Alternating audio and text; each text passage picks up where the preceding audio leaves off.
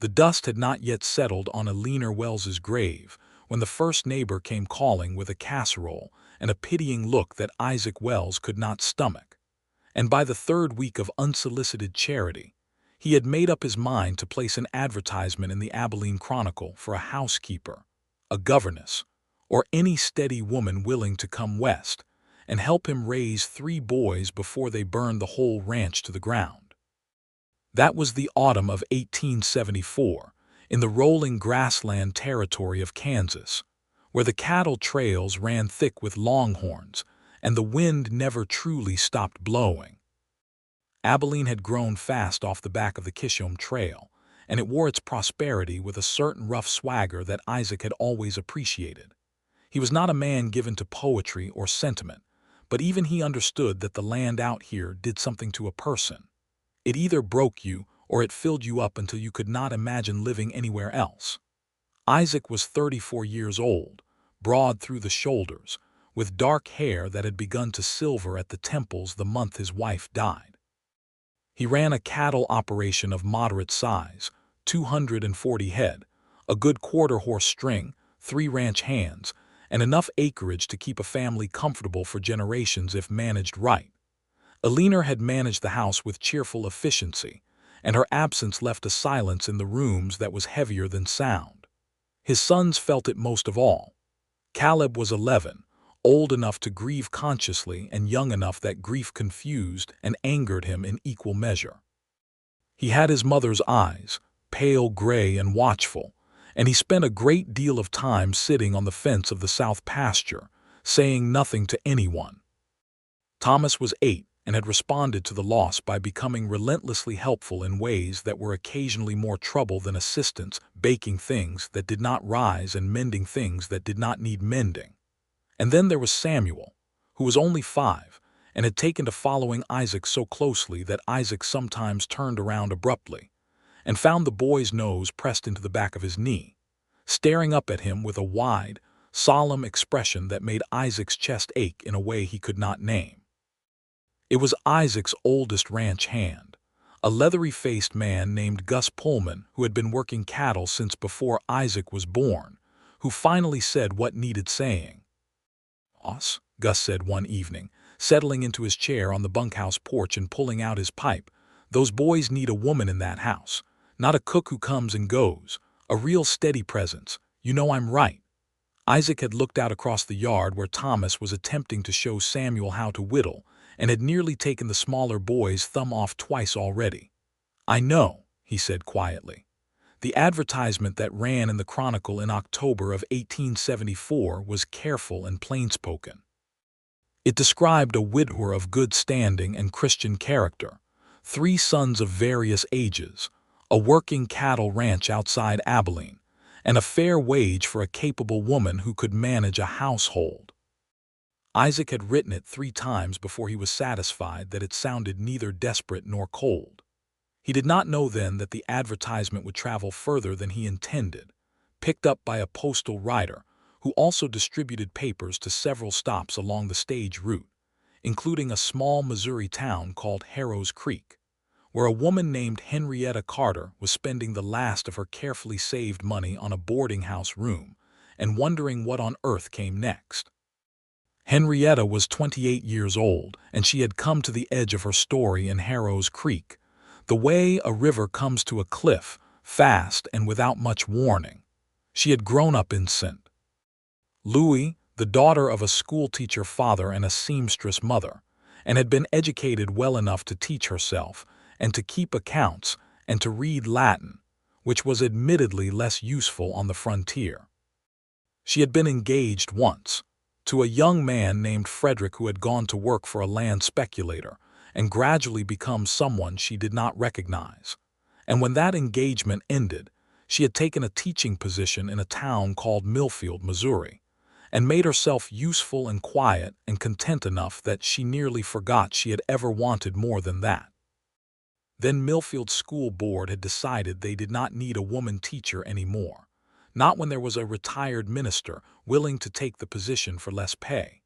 And so Henrietta had found herself at 28 with a trunk of books, a small sewing kit, a grandmother's silver brooch, and a particular kind of loneliness that had nothing to do with being alone and everything to do with not belonging anywhere. She read Isaac's advertisement on a Tuesday afternoon in the boarding house common room, the Kansas autumn light falling through a grimy window onto the page, and she read it twice before she set the paper down and sat very still for a long moment. A ranch outside Abilene. 3 sons, a widower of good standing. She had never been to Kansas. She had never worked as a housekeeper, but she had kept a classroom of 23 children in order for 4 years, and she had always suspected that was not entirely unlike managing a household. She wrote back that same evening. Her letter was careful and honest. She listed her qualifications with precision, noted her age and her circumstance without apology, mentioned that she had no family ties requiring her return to Missouri, and added at the bottom, in a line she almost crossed out, that she believed a home was something that could be built between strangers if they were willing to be patient and kind to one another. She posted it the next morning before she could reconsider. Isaac received the letter 12 days later, along with 4 others. He read them all at the kitchen table while Caleb pretended not to be interested, and Thomas sat openly staring, and Samuel fell asleep on the bench with his head resting on Isaac's thigh. 2 of the letters were clearly unsuitable. One was from a woman who wrote in such elaborate cursive that he could barely make it out, and seemed to be under the impression that a Kansas cattle ranch was primarily a scenic property. One was from a widow with 5 children of her own, which Isaac respected but felt was impractical given the current state of his household. And then there was Henrietta Carter's letter. He read it twice. Then he read the last line a 3rd time. A home is something that could be built between strangers if they were willing to be patient and kind. He set the letter on the table and pressed his thumb against the corner of it, thinking. There was no pretense in the writing, no performance, just a woman who had found herself at a crossroads and was looking at his road with clear and steady eyes.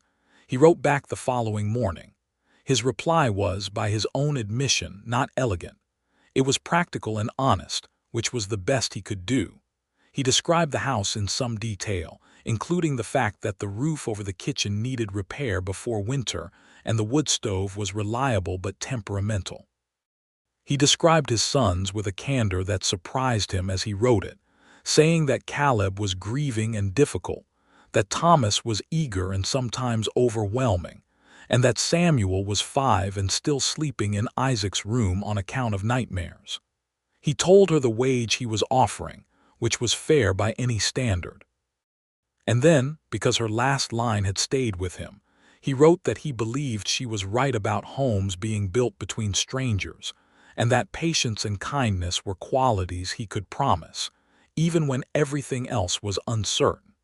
He signed it Isaac Wells, and then sat looking at his own name for a moment before folding the letter and sealing it. Henrietta received his reply on a cold November morning when the first real frost had come to Harrow's Creek and turned the mud in the street to iron. She sat with the letter for a long time, long enough for the boarding house landlady to come in twice and ask if she was all right. She was more than all right. She was reading about a wood stove that was temperamental and a boy who had nightmares and a man who had not tried to sell her anything, only told her the truth, and something in her chest had gone very quiet and very warm in the same instant. She packed her trunk that afternoon and was on the stage 2 days later. The journey from Harrow's Creek to Abilene in the winter of 1874 was not comfortable. The stage route was rough. The wind came in under the doors of the coach with cheerful cruelty, and Henrietta shared the bench with a cattle buyer who talked without ceasing for the first 2 hours, and then fell into a thunderous sleep for the remainder. She arrived in Abilene on the 6th of December, stiff and cold, and carrying her trunk and her sewing kit and her grandmother's brooch pinned at the collar of her traveling coat. She had written to tell Isaac the date and time of her arrival, and she stepped off the stage onto the frozen mud of Abilene's Main Street and looked around with the particular alertness of a person arriving somewhere new and trying very quickly to understand what it is. Abilene in December of 1874 was quieter than its reputation suggested. The great cattle drives of the Chisholm Trail ended each year when winter came, and the town that had been wild and loud with Texas drovers through the summer settled into something resembling a real community, with church services and a schoolhouse and a mercantile that stocked more than whiskey and ammunition. The infamous days of Wild Bill Hickok as city marshal were already 2 years past, and the town had begun the long work of becoming ordinary. Isaac was at the stage stop before she stepped down. He had not known what to expect, and so he had prepared for anything, which meant he was standing with his hat in his hands and his good coat on, and a look on his face that was neither welcoming nor unwelcoming, but simply deeply, carefully attentive. Henrietta saw him before he saw her, because she was looking for someone who matched the plain directness of his letters, and he matched it exactly. He was tall, dark-haired, weathered in the particular way of men who worked outside in all seasons, and he was holding his hat with both hands as though he had forgotten what to do with it, which she found unexpectedly endearing. She walked toward him and said, "Mr. Wells." He looked up, and for just a moment his expression shifted into something unguarded before he recovered it. "Miss Carter," he said, and his voice was lower than she had expected, careful and quiet. "I hope the journey was tolerable. It was cold," she said honestly, "but I am here." "You are," he said, and there was something in those 2 words that sounded almost like relief. He took her trunk and loaded it into the wagon, and they drove the 6 miles out to the ranch in the December cold, and he told her about the property as they went, pointing out landmarks and explaining the lay of the land, and she asked questions that he could tell were genuinely interested questions and not polite ones. When they turned down the lane toward the ranch house, and she saw the cottonwood trees along the creek, and the way the low winter sun hit the weathered boards of the house, she went quiet in a way that felt like attention rather than disappointment. "It needs work," he said, because he had told her it needed work and he was not going to pretend otherwise now that she was here. "Most worthwhile things do," she said, which was not what he expected, and he glanced at her from the corner of his eye. The boys were at the fence, all 3 of them. Gus had clearly arranged this in Isaac's absence because they were standing in a reasonably tidy row, which was not their natural state.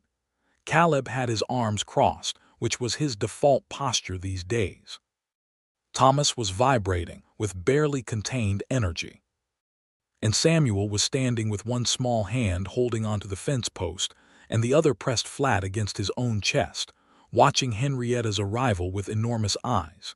She stepped down from the wagon before Isaac could come around to help her, not from stubbornness but from practicality, and she walked directly to the boys without any of the hesitation or performance that Isaac had half expected. "You must be Caleb," she said, looking at the oldest boy steadily. "Your father told me you are 11. Caleb looked at her with those watchful gray eyes. "Yes, ma'am." "And you," she said to Thomas, who looked ready to burst, "must be Thomas." "Yes, ma'am, I've been practicing my bread. It doesn't rise very well. I think it might be the yeast, or possibly the kneading. Papa says I'm enthusiastic, which I think means I'm doing it too hard, but he was being kind about it." The corner of Henrietta's mouth twitched. "That is a very thorough analysis for someone of 8, she said. "I'm almost 9, Thomas said. "Then you have time to perfect the bread before your birthday." And then she crouched down so that she was level with Samuel, who had not moved from the fence post and was still watching her with that wide, solemn look. She did not try to touch him or pull him toward her. She just looked at him the same way she was looking at the cottonwood trees, as though he was something she was learning. "Hello, Samuel," she said gently. Samuel looked at her for a long moment. Then he said, "Do you know stories?" "I know a great many stories," Henrietta said. "Good," Samuel said, with an air of settling something important, and he let go of the fence post and went inside, which was apparently all he needed. Caleb watched this exchange with slightly less suspicion than he had been wearing before, which Isaac noticed and felt grateful for in a way he did not know how to express. He showed Henrietta to the room that had been prepared for her, which was small and clean, and had a window that looked out over the creek, and she stood in the doorway looking at it for a moment before she thanked him in a voice that sounded as though she meant it.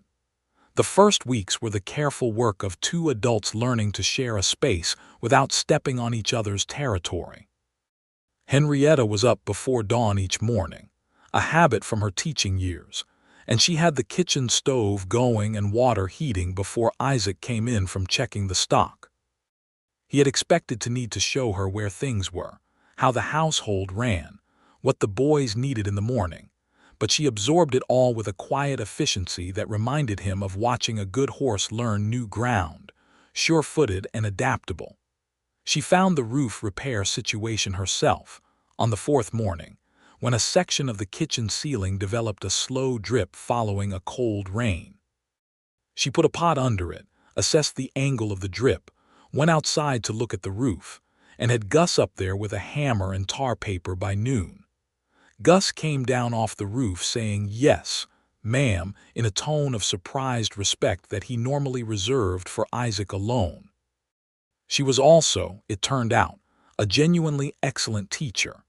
This became clear within the first week when she sat down with Thomas to address the bread problem and gave him a clear and methodical explanation of how yeast worked and what temperature the water needed to be and how to tell when the dough had been worked enough. The bread rose on the first attempt. Thomas was so pleased he nearly levitated. He came to find her 3 times that afternoon to tell her about the bread, and she listened to all 3 announcements with equal interest, which Isaac watched from across the room with something that was not yet any named feeling, but was beginning to take shape. Caleb was harder. She did not push him. She did not try to be his friend or his mother or his teacher or anything he had not invited her to be. She simply was present consistently in the way that a particular light is present, and she let him come to her if he wanted to. It took nearly 3 weeks.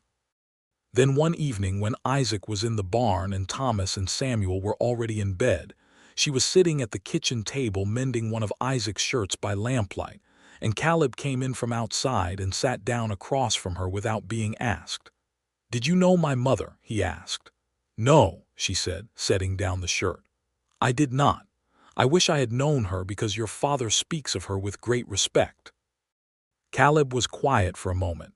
"She used to sing while she cooked," he said. "She knew a lot of songs, she knew all the words to everything." What was her favorite? He thought about it. She liked the hymns, but she also liked the funny ones, the silly ones. She used to sing one about a mule that was stubborn, and it made Thomas laugh so hard he fell off his chair. Henrietta smiled. "That sounds like exactly the kind of song a kitchen needs."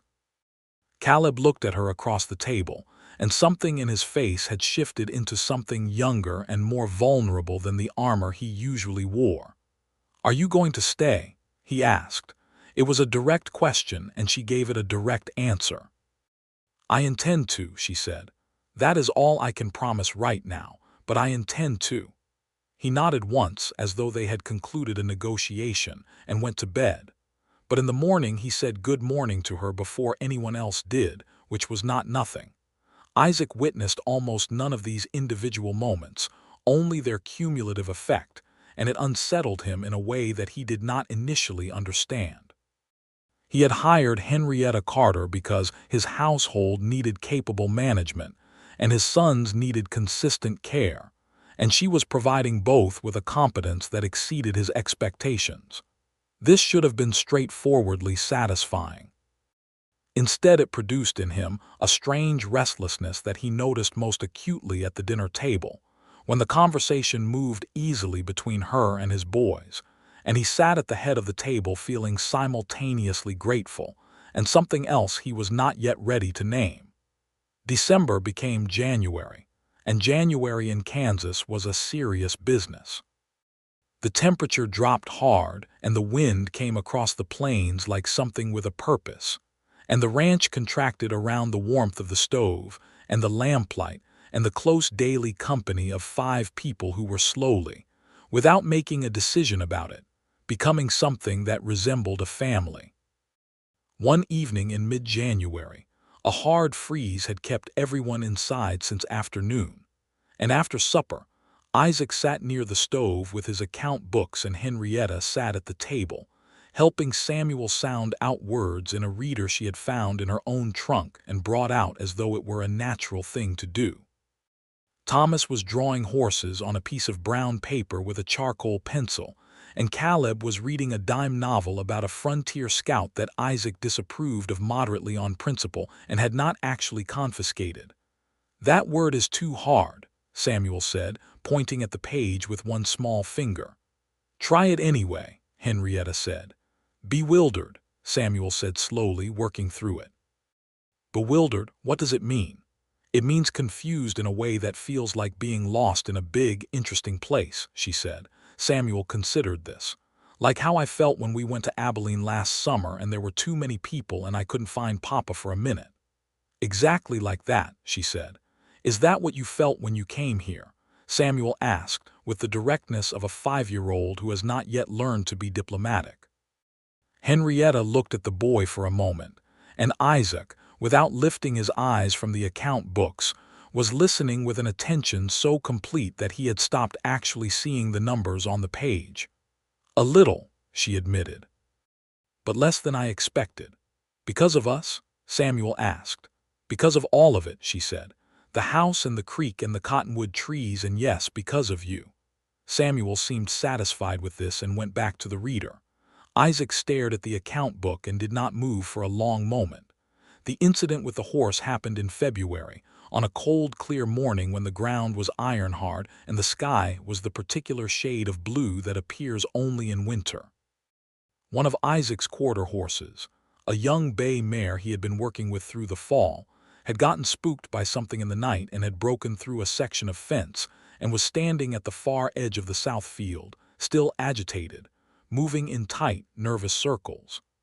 Isaac had gone out to bring her in and Henrietta had followed without being asked, which was not what he expected. He had anticipated that she would stay in the house. Instead, she appeared at his shoulder in her coat and her practical boots and stood watching the mare with that careful attention she gave to everything. "She's scared," Henrietta said. "Yes," Isaac said. "Don't go straight at her," she said, and then seemed to catch herself. "I'm sorry, you know horses, I shouldn't presume." "No," he said, a little surprised by himself. "You're right, how did you know that?" "My father had a horse that was easily frightened," she said. "He taught me that you have to come at an angle like you're going somewhere else and let them decide to come to you." He looked at her sideways. "Your father was a schoolteacher." "He was also a person who loved horses," she said simply. He did what she suggested, moving at an angle, not directly, letting the mare track him and settle, and after several minutes the horse dropped her head and stopped circling, and he was able to get close enough to put a hand on her neck and feel the trembling slow under his palm. He led her back across the frozen field with Henrietta walking alongside him, and they did not say much, but the silence between them had changed by then from the careful silence of two strangers being considerate of each other into something easier and more particular. "Thank you," he said when they got the mare back to the repaired section of fence. "It was your father's knowledge," she said. "I just happened to have it." He looked at her and she was looking at the mare, and there was a strand of dark hair that had come loose from the arrangement at the back of her neck and was blowing across her cheek, and he had an impulse so sudden and specific that it alarmed him, and he looked away. It was Gus Pullman who said it first, because Gus Pullman had been alive a long time and knew how to see things that were still becoming. "You know," Gus said one evening when Isaac had come out to the bunkhouse to settle a question about a supply order, "that woman is something exceptional." "She's capable," Isaac said, which was true and safe and did not commit him to anything. "She's more than capable," Gus said, lighting his pipe. "She's good for those boys, she's good for this ranch, and she'd be good for you too if you weren't busy being afraid of it." Isaac was quiet for a moment. "I'm not afraid," he said. Gus looked at him with the expression of a man who has stopped being polite about certain things because he is old enough to have earned the right. "You keep telling yourself that, boss," he said. The thaw came slowly, the way Kansas springs always come, grudgingly and then all at once, and with it came new calves and fence mending, and the particular busyness of a cattle ranch coming back to life after winter. Samuel had stopped having nightmares sometime in February and had moved back into the room he shared with Thomas, which he announced to Henrietta at breakfast one morning as though reporting a personal triumph, which it was.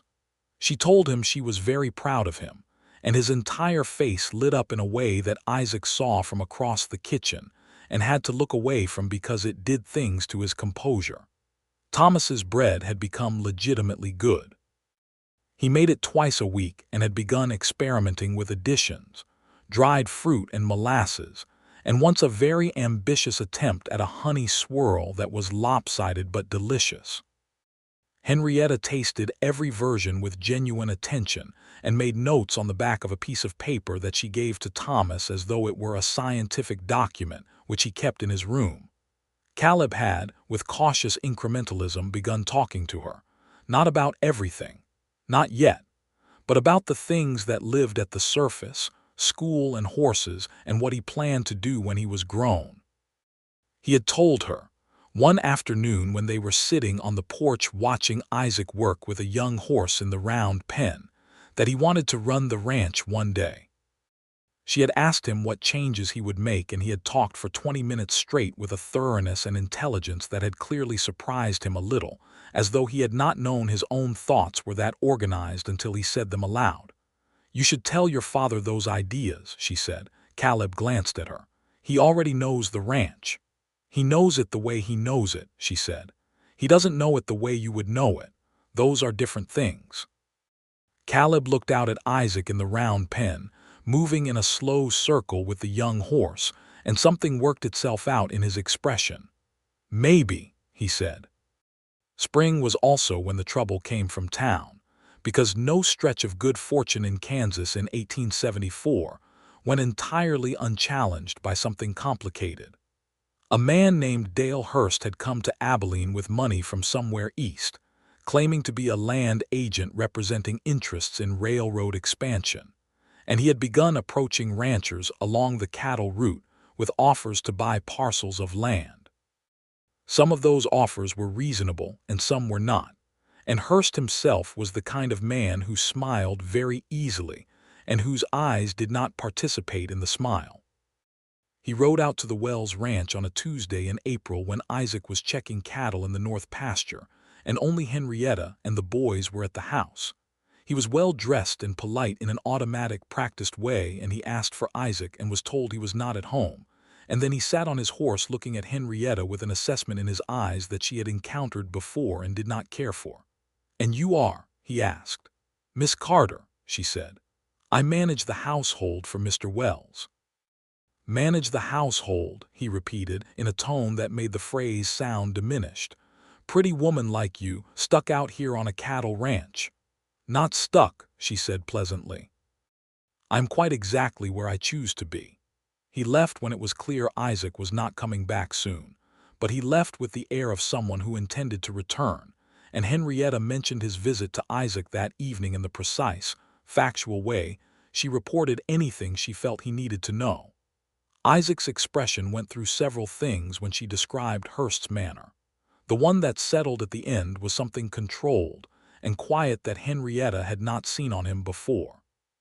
"He's been pressuring a couple of the smaller ranchers," Isaac said, "cutting off their water access when they won't sell, claiming easements that don't exist. I've heard it from Jim Calhoun at the feed store." "Can he actually cut off water access?" she asked. "He's trying to claim the creek along the south side runs through a parcel he already bought," Isaac said.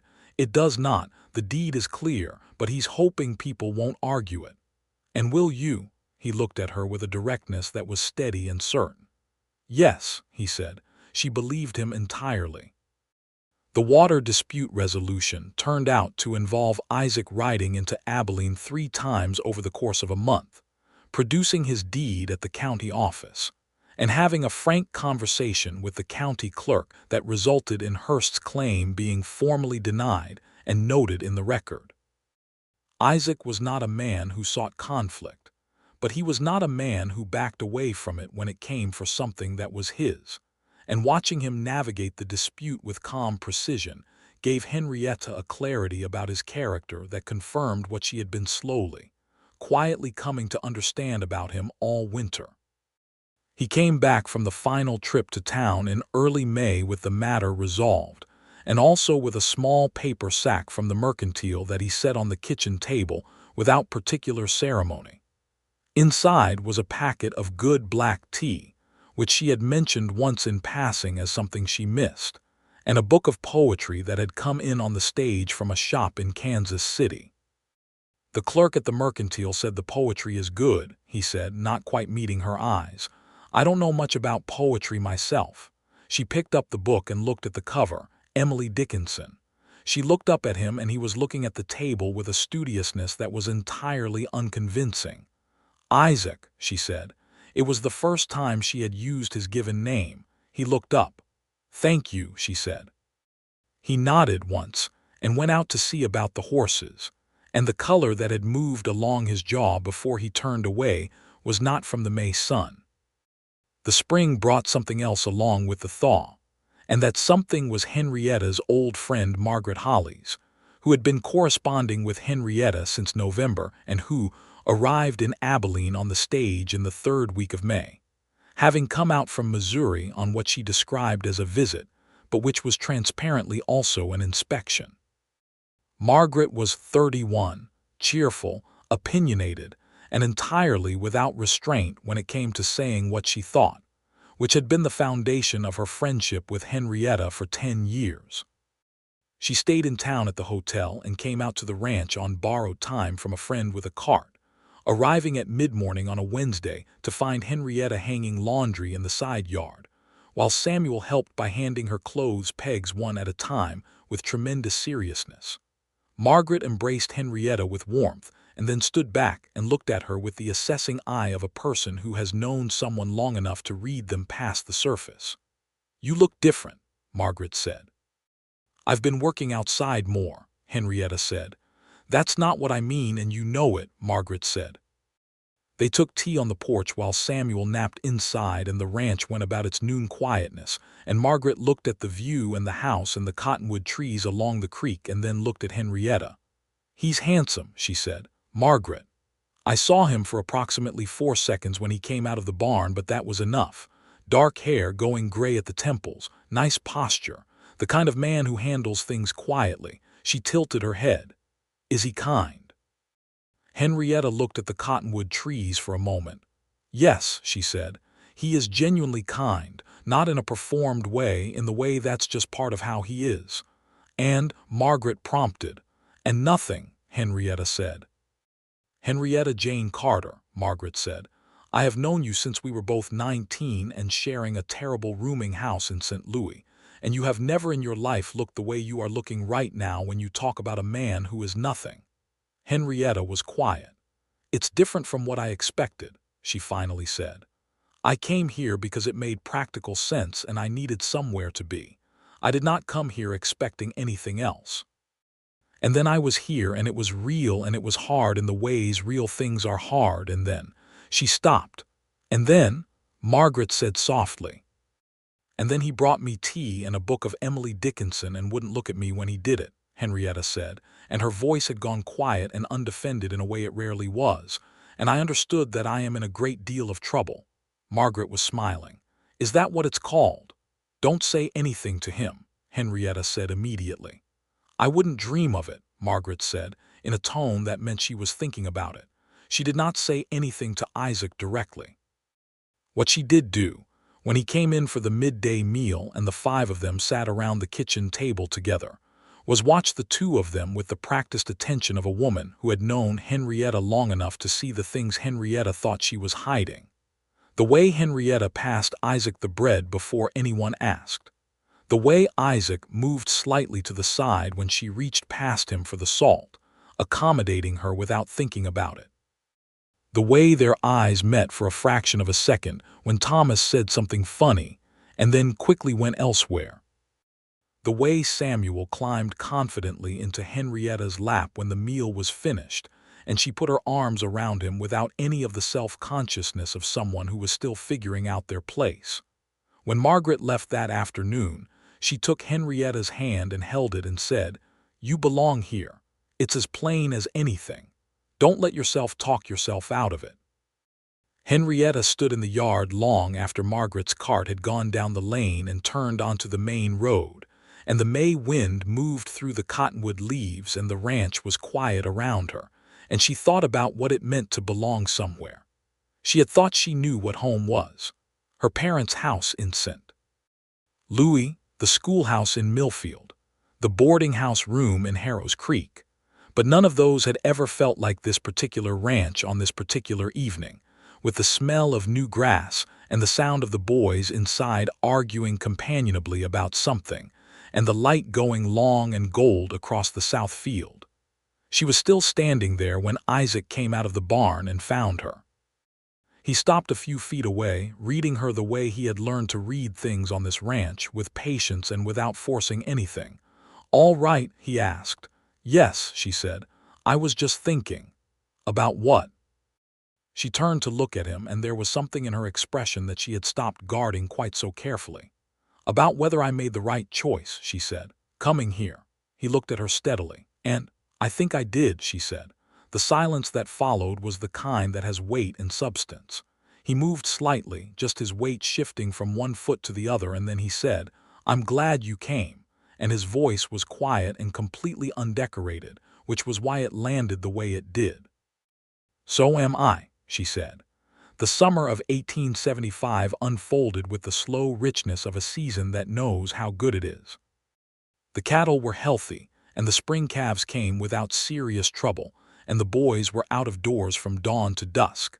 And the house that had been so heavy with silence the previous autumn was full of noise and movement, and the particular vitality of children who are well and cared for. Henrietta had by now thoroughly made the house her own in the ways that mattered, not in a possessive way, but in the way of someone who genuinely cares about a place and tends it accordingly. She had put curtains in the kitchen that let in the morning light. She had organized the pantry so that it was logical rather than merely full. She had started a kitchen garden along the south side of the house that was producing beans and squash and herbs that made the meals considerably better than they had been. She read to Samuel every evening before bed, stories she knew by heart and stories she invented, and he had stopped having nightmares entirely and had developed a passionate interest in a fictional bear she had invented called Archibald, who lived in the mountains, and had a series of adventures that Thomas also listened to from across the room while pretending he was too old to care. Caleb, who would turn 12 in July, had begun riding out with Isaac in the mornings to learn the cattle work properly, and he had also, with some hesitation, shown Henrietta the notes he had been making about the ranch, his ideas about the south pasture rotation and the water management and the horse breeding program. She had read them with genuine attention and asked good questions, and then she had suggested that he write them up properly and present them to Isaac, which he had done, and Isaac had listened with the same full attention he gave to serious matters and had then said, "Caleb, some of this is very sound. The south pasture idea in particular. Let's try it in the fall." Caleb had walked out of that conversation with a look on his face that Henrietta had watched from the kitchen window, and which had made something in her heart go bright and certain. Isaac had been watching Henrietta all summer in the way that he watched things that mattered to him, with quiet, consistent attention that did not announce itself. He noticed things. He noticed that she was up early not just from habit, but because she genuinely liked the morning, the way the light came up over the eastern plains, and the birds in the cottonwoods were first to know about it. He noticed that she hummed sometimes when she was working, not always tunes he recognized, sometimes things that seemed to be her own, quietly invented. He noticed that she had a habit of pressing her thumb and forefinger together when she was thinking hard about something, and that her eyes went very still and clear when she was reading, and that she laughed at things that were genuinely funny rather than at things that were merely expected to be. He had been a man who loved his wife, and Alina had been a good woman and their marriage had been a real one, and he had grieved her honestly and was not ashamed of that grief. But Alina had been his wife since they were both very young, and what he was feeling in the summer of 1875 about Henrietta Carter was something different in kind, something that had developed in the full knowledge of who she actually was rather than in the optimism of youth. And that difference made it more solid and more frightening simultaneously. He was chopping wood in the backyard on a Saturday afternoon in late July when he became aware that this situation was becoming unsustainable. Henrietta was in the kitchen garden on the other side of the fence, and he could hear her talking to herself in a low, cheerful way about the squash, and the sound of her voice and the summer heat, and the smell of the garden, and the particular way that the afternoon was arranged around him, coalesced into a clarity so sudden and complete that he stopped chopping and stood there holding the axe for a moment. He loved her. He had been moving toward that fact for months and had been patient with himself about the pace. But there it was, as plain as anything Margaret Hollies had apparently seen at the kitchen table in May. He set the axe down and stood in the yard and understood that he was going to have to do something about this, and that doing something about it was the most terrifying prospect he had faced since the winter his cattle had gotten sick, and he had not known if the ranch would survive it. He thought about it for 3 days, which was not like him. He was a man who made decisions with directness once he understood a problem clearly, but this problem was different because the stakes were different. If he said nothing, the arrangement continued as it was, which was better than he had had any right to expect, and which was already infinitely more than a household manager relationship had any business being. If he said something and it was not what she wanted, he risked the whole of what they had built, not just for himself but for his sons, who had attached themselves to Henrietta Carter with the complete and uncomplicated faith of children who trust a good thing when they find it. On the third day, which was a Tuesday, Gus said, for the second time and with great precision, "You're afraid of it." "Gus," Isaac said. "I'm old," Gus said. "I get to say it. You have a remarkable woman in that house, and she's been looking at you for months the way the sun looks at the ground when it wants to make something grow. And you're standing here being afraid. What is it you're waiting for? A better chance. There isn't one. She's it, boss. Go say so." Isaac looked at the far fence line for a long time. "What if she doesn't?" he started.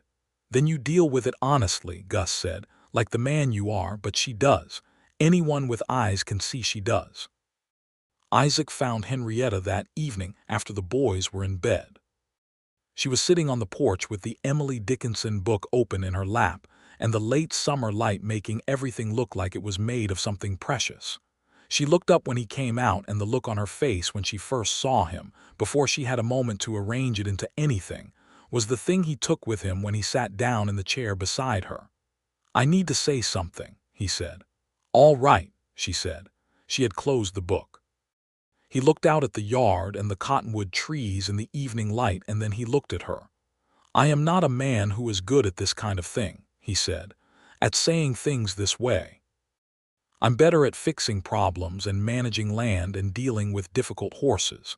So I'm going to say this plainly, and you should know that the plainness is not the absence of feeling but the opposite of it."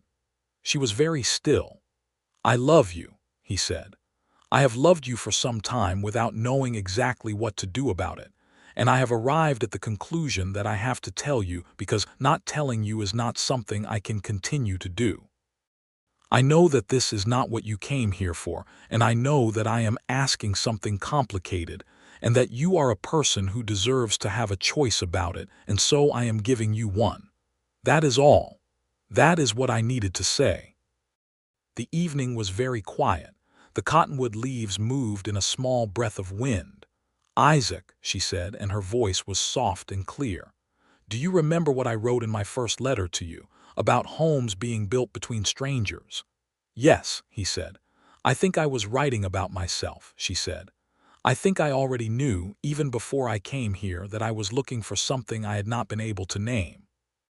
And I came here and it was cold and the roof leaked, and the stove was temperamental, and Samuel asked me if I knew stories, and Caleb looked at me like I was a thing to be cautious of, and you drove me out here in the December cold, and told me the truth about everything without trying to make it better than it was. She paused, and I knew by Christmas that I was in trouble. He looked at her, and something in his face had opened in a way she had not seen before, that careful, controlled expression coming apart in the best possible way. "What kind of trouble?" he asked, though she thought he already knew. "The kind that comes from loving someone," she said quietly. "Isaac, I love you. I have loved you since you brought me tea and would not look at me when you did it."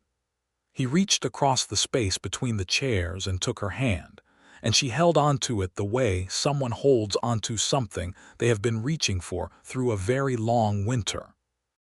They sat on the porch for a long time in the summer evening, talking in the way of people who have just been given permission to say things that have been accumulating for months. And the stars came out over the Kansas grassland one by one, and the ranch was quiet and good around them. He asked her to marry him 2 weeks later, on a Sunday morning, in the kitchen, with the boys at breakfast and the sunlight on the table. He had intended it to be private, but he had also understood that this was not purely his and Henrietta's story alone, and that the 3 boys at the table had a stake in this question that needed to be acknowledged. He had talked to each of them individually in the days before, which was the thing that Henrietta found out afterward, and which she thought was the most correct and beautiful thing she had ever heard of anyone doing. He had asked Caleb first, because Caleb was oldest, and because the answer needed to be Caleb's own and not influenced by the younger boys. He had been honest about what he was asking and why, and he had told Caleb that if Caleb had genuine objections, he needed to hear them. Caleb had been quiet for a long moment and then had said, "She told me I should share my ranch ideas with you. She was right. She usually is." Another pause. "Ask her, Papa." Thomas's response to the same question had been immediate and unambiguous. "Yes, Papa, yes. Can she keep making breakfast? Does this mean she stays forever? Can I make cake for the wedding?" Samuel, when asked, had looked at Isaac with his solemn 5-year-old eyes and said, "She knows all the stories. She should stay."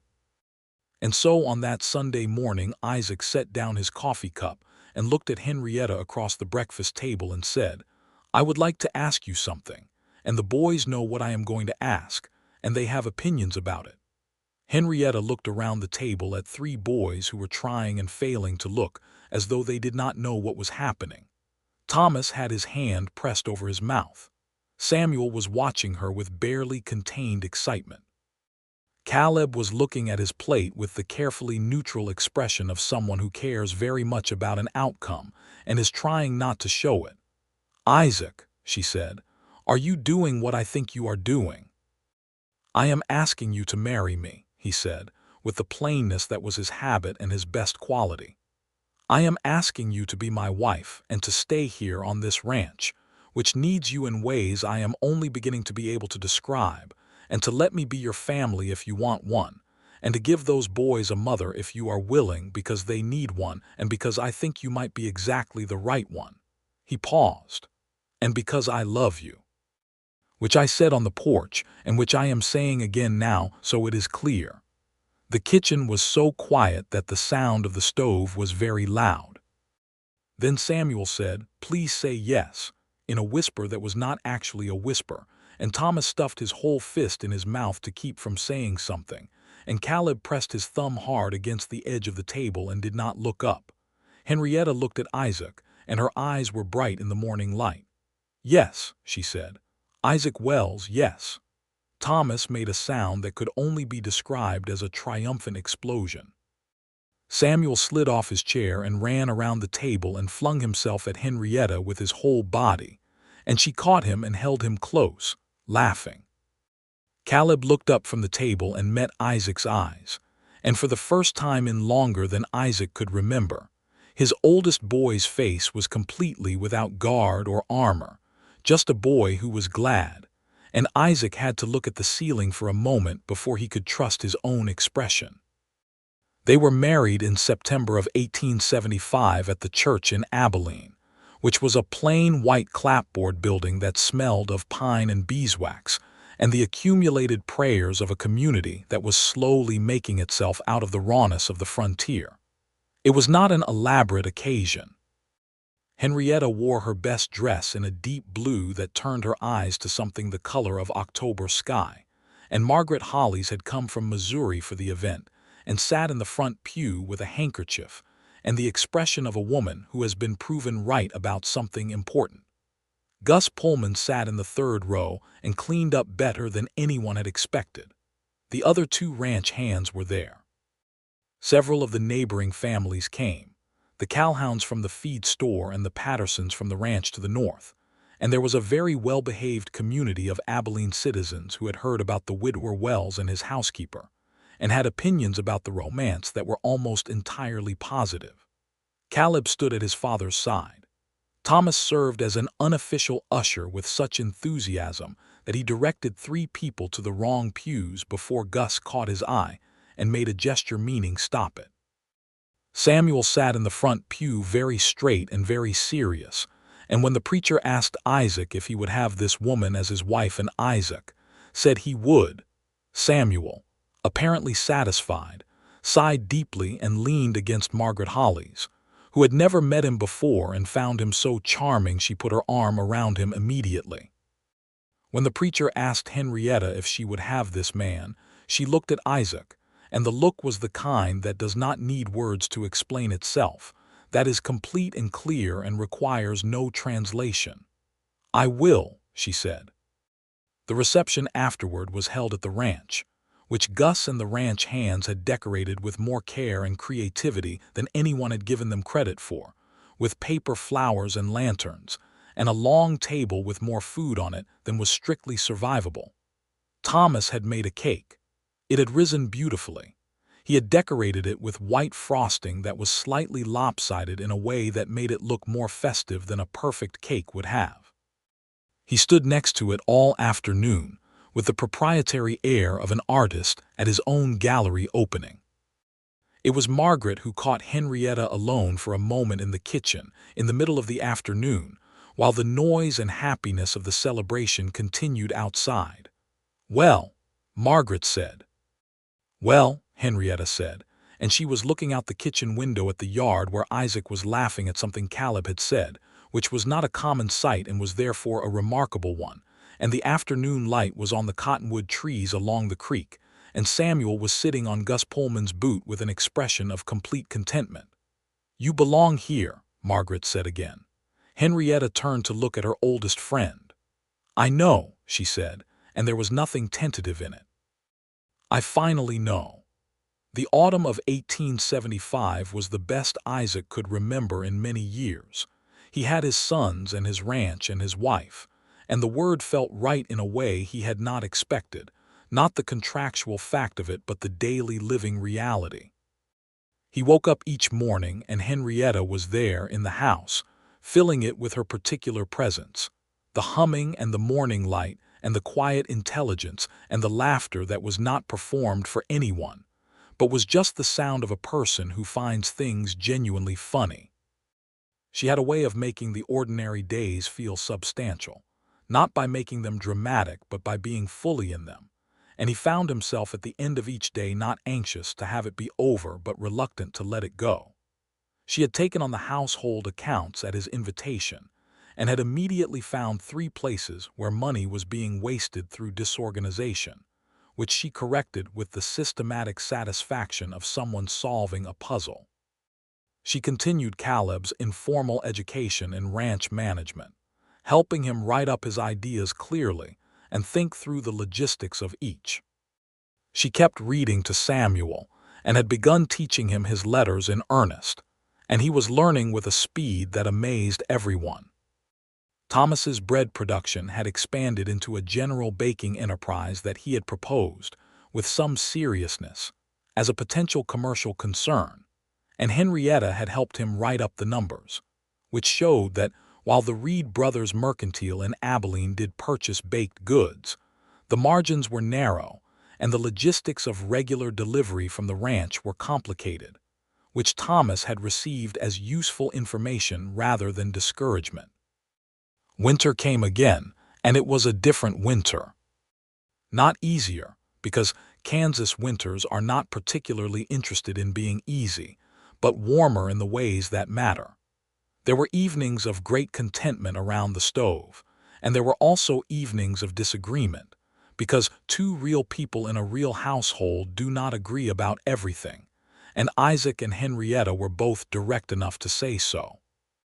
They disagreed about the wisdom of Isaac trading one of the quarter-horse mares for a breeding arrangement that Henrietta felt was undervaluing the mare's lineage, and Isaac listened to her argument and conceded several points before maintaining his position, and she maintained hers, and they found a middle ground that was better than either original position, which is how a good marriage works when both people in it are capable and honest. They disagreed about whether Caleb should be allowed to ride the long cattle count on his own at 12, with Henrietta concerned about the distance, and Isaac believing it was safe and within Caleb's ability.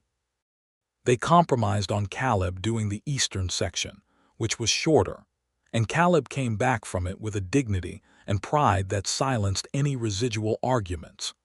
By the time the hard freeze of January 1876 had settled over the ranch, they had the particular ease of two people who have learned each other's rhythms and accepted each other's actual selves rather than imagined versions. And in January of 1876, Henrietta told Isaac, on a quiet morning before the boys were awake, that she believed she was expecting a child. She said it carefully, watching his face, not sure what she would find there. What she found was a silence that lasted perhaps 2 full seconds, and then something that moved across his features like weather, large and ungovernable, before he collected himself and looked at her with eyes that were, if she was not mistaken, wet at the corners. "Are you certain?" he asked. "Fairly certain," she said. "I haven't been to see the doctor in town yet." "We'll go," he said. "We'll go this week." He paused. "Henrietta, Isaac, he stopped, started again. "This is." He shook his head at the inadequacy of his own vocabulary, and then reached across and took her face in both of his hands carefully, like something that needs to be treated with full attention, and said, "I am so glad you answered that advertisement." She laughed, which broke the solemnity of it, and he laughed too, and the kitchen was full of the sound of two people laughing in the January dark before the rest of the house woke up. The doctor in Abilene confirmed it in February. She was due in the late summer. The boys were told in their own ways. Samuel did not fully understand, but understood enough to be pleased, particularly when Henrietta explained that there might be a baby to tell stories to, which he found acceptable. Thomas had 17 questions in rapid succession about the biological and logistical aspects of the situation, which Isaac handled with admirable composure. Caleb had looked at Henrietta for a long moment and then said, "You're really staying?" And it was not a question but a finally and a relief, and she had met his eyes and said, "I'm really staying." And the look that passed between them was the look of two people who have each been uncertain about belonging and have arrived, via different roads, at the same place. She moved through the spring with the same practical competence she brought to everything, though the mornings were difficult for a time, and she did not pretend they were not. Isaac managed the house considerably more in those early weeks without making anything of it, simply being where he was needed in the manner that was his habit. And Gus Pullman appeared at the house one morning with a basket of dried ginger root from the mercantile with no explanation, which she understood immediately, and which touched her in a way she did not try to explain, only thanked him honestly. Caleb turned 13 in July and received, from Henrietta, a proper account book with his name written on the front in her clear schoolteacher's hand, with the notation that it was for recording his ranch management observations, which was the kind of gift that told you exactly what she thought of you. He had looked at it for a long time before looking up at her, and she thought that if he had been a demonstrative boy he might have embraced her, but he was not that boy, so he said, "Thank you. This is exactly right," which was the most Caleb Wells thing he could possibly say, and which was perfect. The baby came in August of 1876, on a hot, clear day when the ranch was full of summer sounds, and it was a boy, healthy and loud, which everyone found amusing given the household he was entering. Isaac held him in the doorway of the bedroom while the doctor packed his bag, and the world outside was golden and exactly itself.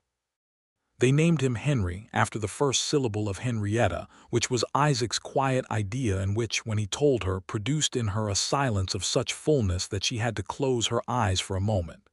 "Henry Wells," she said when she opened them again. "That is a very good name." "I thought so," he said, which was all he said, and it was everything. Thomas was the most immediately besotted with the baby, which surprised no one who knew him. He appointed himself a junior expert on the subject of infant care with characteristic enthusiasm, consulting the doctor before he left and developing strong opinions about blanket folding techniques that he delivered with great seriousness. Samuel studied Henry with the careful attention of a scholar encountering a new text, asking questions and making observations in a running commentary that was scientifically thorough for a 6-year-old. Caleb held him once carefully, when no one else was in the room, and Henrietta walked in on this without making a sound and stood in the doorway watching her 13-year-old stepson hold her infant son with an expression of concentrated gentleness, and she was very glad she had answered that advertisement. The ranch moved through the following years with the sturdy continuity of something well-built and honestly maintained. The Chisholm Trail was changing as the railroads pressed further south and west through the plains, and Isaac adapted his operation accordingly, working with the rail shipping that came to Abilene and adjusting his breeding program toward the cattle types that the eastern markets wanted. Henrietta's kitchen garden expanded into a genuine kitchen orchard with the addition of apple saplings ordered from a nursery in Kansas City. Thomas's bread operation never did become commercial, but it fed the ranch abundantly. Caleb's south pasture rotation idea was implemented in the fall of 1875 and improved the grazing yield measurably, which Isaac reported to his son with specific numbers and full credit given. The years were not without their difficulties. The winter of 1877 was brutal even by Kansas standards, and they lost several cattle and spent 3 weeks in a cold so sharp it was nearly audible. A barn fire in the spring of 1878, caught early enough that no horses were lost but the structure needed rebuilding, brought the community out in a way that showed Henrietta the texture of frontier neighborliness. The Calhouns and the Pattersons and a half-dozen other families arriving with tools and lumber, and the expectation of hard work done together, which she found as moving as anything she had seen. She organized the feeding of the work crew with a logistical mastery that Gus called the best deployment of resources he'd seen since the war, which was high praise from Gus. Dale Hurst, the land agent, left the county in the winter of 1876 after 2 more of his water access claims were denied, and a complaint filed with the territorial authorities reached the attention of someone who took it seriously. Isaac mentioned this to Henrietta one evening, and she said, "Good," with a quietness that was complete in itself. Caleb, at 15, was a serious and capable young man who was clearly going to be the rancher he had always intended to be. He and Isaac had developed a working partnership that was also a friendship, the kind that grows between fathers and sons when the sons are given room to become themselves, and the fathers are paying attention. Henrietta had been a part of building that space, not by inserting herself between them, but by helping Caleb find words for what he thought and wanted, and she knew that and was glad of it. Thomas at 13 was becoming something unpredictable and wonderful, with an intellectual curiosity that ranged across everything from soil chemistry to the physics of mechanical things to the question of whether Abilene needed a proper bakery. He had begun corresponding with a seed catalog company in an exchange of letters that was genuinely impressive on his end, and that Henrietta helped him write without diminishing any of his ideas. Samuel at 9 had become a reader of uncommon appetite, consuming everything in the house and the schoolhouse and requesting books from the Abilene Lending Library with a regularity that made the librarian, a stout woman named Mrs. Finch, his devoted admirer. He had not forgotten the stories. He still asked for them at night, sometimes, though they were different now, longer and stranger, the kind that a 9-year-old who reads everything wants, full of adventure and consequence. Henry was 2 in the summer of 1878, walking with the lurching confidence of a toddler who is absolutely certain of his own destination, even when the path is not clear. And he had his father's dark hair and his mother's directness, and the particular ferocity that came from being the youngest of a large and busy household. He was beloved by everyone in the house, from Samuel, who read to him patiently, to Caleb, who carried him on his shoulders across the yard with a solemnity that made everyone who saw it smile. One evening in late summer, when Henry was in bed and the older boys were occupied with various things and Isaac and Henrietta sat on the porch in the warm dark with cups of coffee, she looked out at the yard and the cottonwood trees along the creek, the same view she had looked at on the December evening of her arrival, the same view she had stood in front of when she thought about belonging, and she felt the truth of it fully and without remainder. Isaac was watching her with the quiet attention he had always brought to things he cared about. "What are you thinking?" he asked. She looked at him. "I'm thinking about that first December," she said. "When you met me off the stage and you were holding your hat in both hands and you looked like you had forgotten what to do with it." He made a sound that was approximately a laugh. "I had forgotten," he said. "I was not expecting you to be so." He paused. "So what?" she asked, interested. "So exactly yourself," he said. "I had prepared for various possibilities. I had not prepared for a person who was simply and completely who she was from the first moment." She looked at him. "You were the same," she said. "You told me the roof leaked and the stove was temperamental. Most men trying to make a good impression would not lead with that." "I didn't want you coming here under false pretenses," he said. "I know," she said. "That was how I knew." "Knew what?" She looked at the cottonwood trees and the stars beginning to appear above them. "That you were someone I could trust, that this was somewhere I could be real." She paused. "I spent a long time not knowing where I was supposed to be, and then I came here, and after about 6 weeks I stopped thinking about anywhere else." He took her hand the way he had taken it that evening on the porch after he told her he loved her, with the fullness of a person who does not take things for granted. "I know the feeling," he said quietly.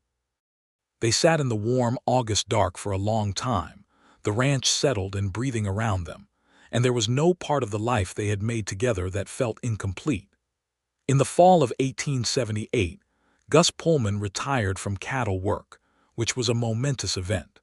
He had been talking about it for 2 years and had finally secured a small house on the edge of Abilene where he intended, as he put it, to sit on a porch and argue with no one in particular.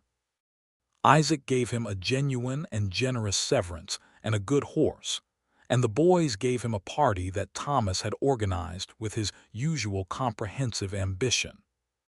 Gus shook Isaac's hand on his last morning at the ranch and then went to the porch where Henrietta was standing and took his hat off. "Ma'am," he said, "you did something for this place and these people that was beyond the terms of any arrangement, and I want you to know I saw it and I'm grateful for it." Henrietta shook his hand too. "You told him to stop being afraid," she said, "and I think you were the first person who did, so I am grateful."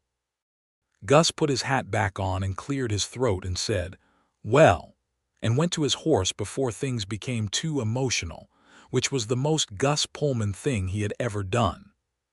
Henrietta found out she was expecting again in the winter of 1878, which felt, she told Margaret in a letter, like the world continuing to be generous in a way she had not quite believed it would be. Margaret wrote back with characteristic warmth and the news that she herself had met someone, a schoolmaster in the new town of Salina, which caused Henrietta considerable happiness, and a letter of such thorough encouragement that Margaret wrote back saying, "I now understand exactly what I said to you in May of '75 and why you found it useful." The second child was born in August of 1879, a boy again, and this time they named him James, for Isaac's father, who had come west from Ohio 20 years before and had given Isaac the first piece of this land. James arrived into the world with all the volume and presence of someone who had opinions from the start, and Henry, who was 3, regarded his brother with the combination of fascination and proprietary suspicion that is universal among elder siblings. Caleb was 17 by then, and the ranch was already, in practical terms, partly his. Isaac had formalized this not through any legal document yet, but through the daily reality of their partnership, the decisions they made together about cattle and land and breeding and business. Caleb had grown into a tall, steady young man with his mother's gray eyes and his father's manner of handling things quietly, and he had a particular rapport with the horses that was something almost like a gift. He was not much for talk, but he was much for action, and the ranch ran better for his full participation than it ever had. Thomas was 15 and remained the most verbal and energetic person in any room he occupied. He had decided, with a decisiveness that suggested he had thought it through more carefully than his manner implied, that he wanted to study. Not in the rough way of frontier self-education, but properly at an institution, if such a thing could be arranged. He had read everything accessible about agricultural science, and had also developed an alarming breadth of knowledge about soil chemistry from a series of pamphlets published by the Kansas State Agricultural College, which had opened in Manhattan, Kansas, a few years before. Henrietta, when Thomas presented this intention to her in the direct way he did everything, had taken it seriously. She had talked to Isaac about it, and Isaac, who had educated himself through hard work in the school of doing, had initially been uncertain, but Henrietta had made a clear and thorough argument about what Thomas's particular kind of mind needed, and the argument was so well built that Isaac had listened all the way through and then said, "You're right," which was the thing she appreciated most about him. They began making inquiries about the Kansas State Agricultural College, and the inquiries were promising. Thomas received them with a controlled excitement that was enormous. Samuel at 12 was the quietest and perhaps the most surprising of the boys. He had grown up reading everything and listening to everything, and had developed a way of observing the world that was unusual for his age. And Henrietta had continued to be his particular teacher and ally, supplementing what the Abilene schoolhouse offered with whatever she could find. He was the child who was most like her, people sometimes said, and she found she was glad of that in a way that surprised her, glad that something of her had passed into these boys that she had come to so unexpectedly and loved so completely. In the late summer of 1880, the ranch celebrated its best cattle year in Isaac's record. The books were solid. The herd was healthy. The horse breeding program that Henrietta had inadvertently influenced by pointing out the mare's lineage question 5 years before had produced several animals of genuine quality. The house that had needed work when Henrietta arrived had been added to and improved until it was a real and comfortable home, with a proper parlor and a porch on 2 sides, and a barn that still smelled of new wood from the rebuild. Isaac and Henrietta stood together on the east porch on a September evening, the kind of evening that Kansas produces in autumn that makes you understand why people came out here and stayed. The light was gold and long, and the grass was turning, and the sound of the cattle in the south pasture was a sound that had organized their lives for years and was as familiar as anything. Henry, who was 4, came running across the yard from the direction of Caleb's horse pen, breathless and bright-eyed. "Caleb let me brush the big roan," he reported, "all by myself for 2 whole minutes." "That's very good," Henrietta said. "He says I have good hands," Henry said, with the tone of someone receiving a knighthood, and then ran back the way he had come. James, who was nearly 1, was on Isaac's hip, looking at the world with the full attention of a person encountering most of it for the first time. He grabbed at Isaac's collar and made a sound of the kind that is communicating something specific to the person making it, if not to anyone else. "He agrees with Henry," Isaac said. Henrietta laughed. She looked at Isaac, and he was looking back at her, and between them was the full accumulated weight of 6 years. The December stage and the December cold and the leaking roof, and the 3 boys at the fence and the horse in the frozen field and the porch in the summer night and the wedding in September, and every morning between then and now. All of it presents simultaneously the way good things accumulate not into burden but into substance. "Isaac," she said. "Henrietta," he said. "I have been thinking," she said, "about how I wrote to you that a home is something built between strangers who are patient and kind. I remember," he said. "I've thought about it many times. I think I was wrong about one thing," she said. "Not the patience and the kindness. Those were right, but the stranger's part." He tilted his head slightly. "I don't think we were ever actually strangers," she said. "I think we were just people who hadn't met yet." He looked at her for a long moment in the gold September light, and then he shifted James on his hip and put his free arm around her, and she leaned into him the way she had learned to lean into things she trusted completely. The ranch was behind them and around them, and the boys were in it, and the cattle were in the pasture, and the cottonwood trees were turning gold along the creek, and the evening star was the first to appear in the September sky. And none of it had been inevitable. Any of it could have gone differently. She could have not answered the advertisement, or he could have not written it. And the fact that they had, both of them, was the most improbable and the most right thing that had ever happened to either of them.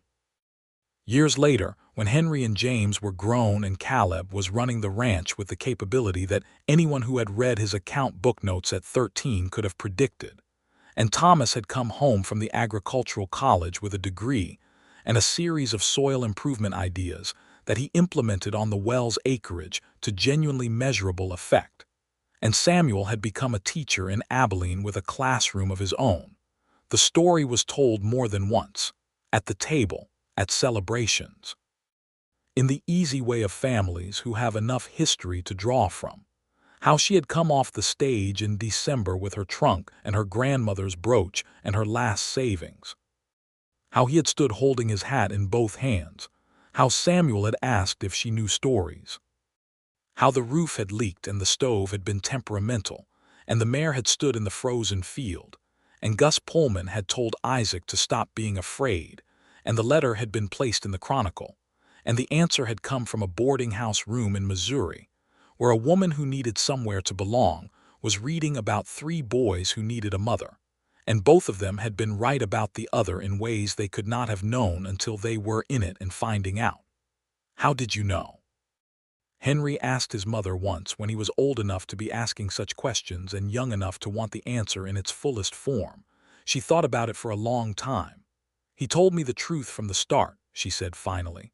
"About the roof and the stove and how difficult Caleb was being and how worried he was about Samuel's nightmares. He didn't try to make it easier than it was. He just told me what was real and trusted me to decide." She paused. "That was when I knew." Henry thought about this. "And when did you decide?" She smiled. "Before I got here," she said.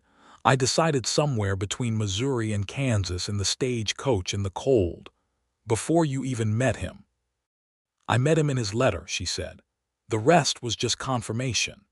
Isaac, who was sitting across the room pretending to read, but was in fact listening to every word in the particular way of a man who still, after all these years, found his wife the most interesting person in any room, looked up at that and met her eyes, and the look between them was the kind that had been built over years and carried everything, all of it, without effort.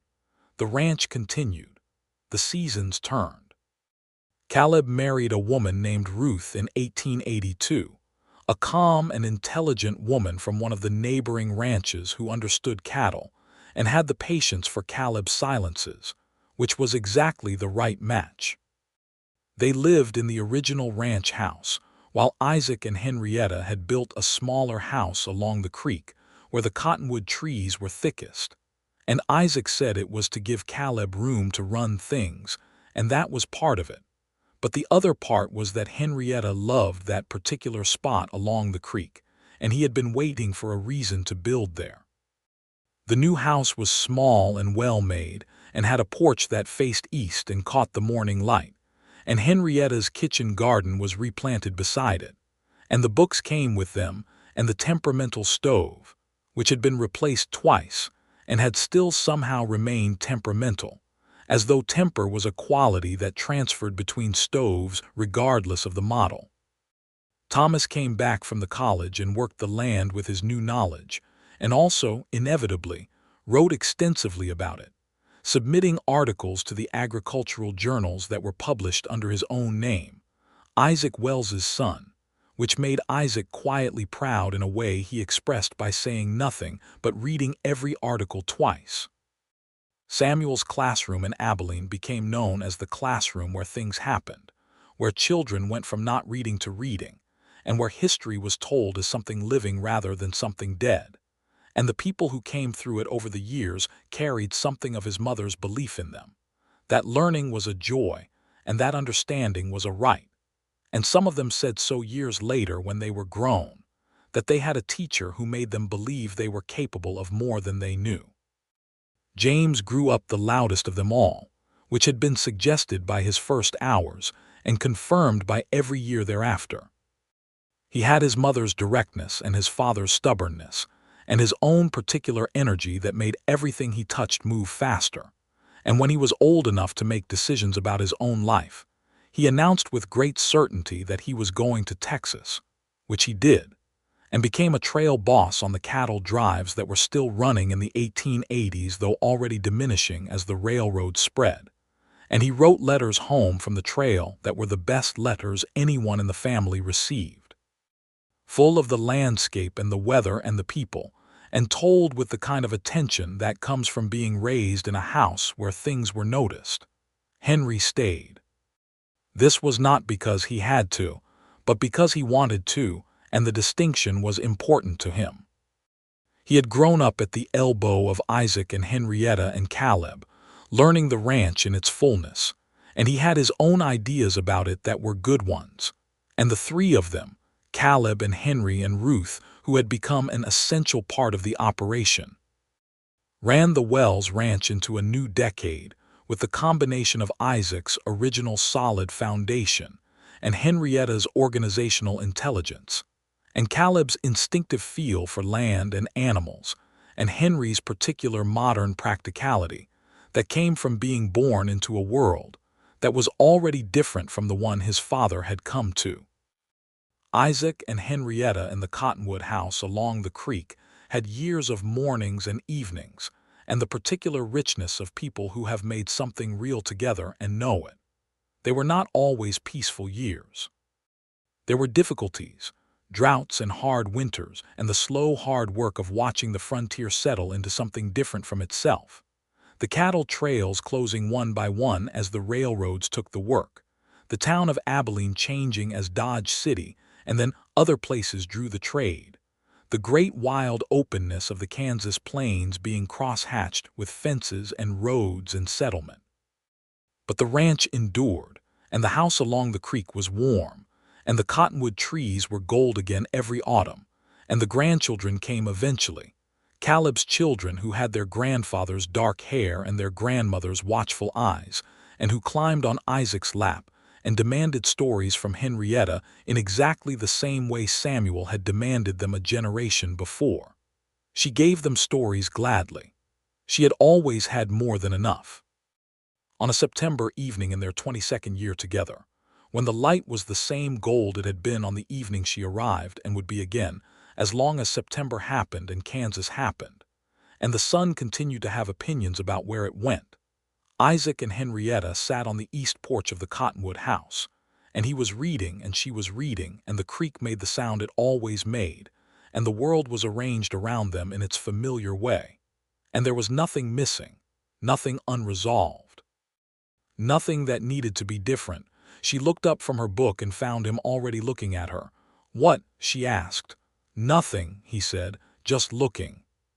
She went back to her book, and the corner of her mouth curved up in the way it did when she was trying not to smile and was losing the effort, and the September light held them both in its gold and patient arms, and the whole of it, the whole long story of a woman who needed somewhere to belong and a man who needed someone who could help him love his life again, and three boys who needed what she brought and a ranch that needed what they both were, lay behind them and around them, completed and continuous.